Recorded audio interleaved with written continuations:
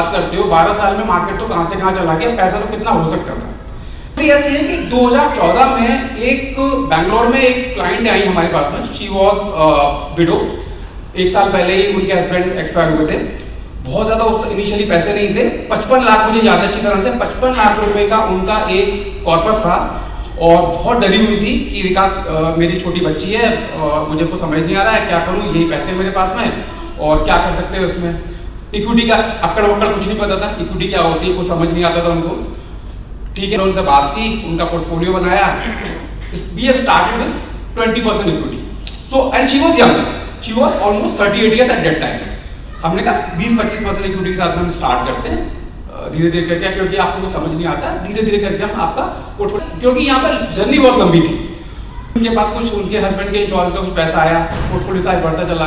25% equity से उनका portfolio start करके आज अगर उनका पोर्टफोलियो की मैं बात करता हूँ, so currently it's almost 12 years, और आज उनके पोर्टफोलियो में 60% इक्विटी है। ये मैं टेक्निकली इसलिए बात कर रहा हूँ क्योंकि हम उसको अदर वे उसको रिलेट करेंगे।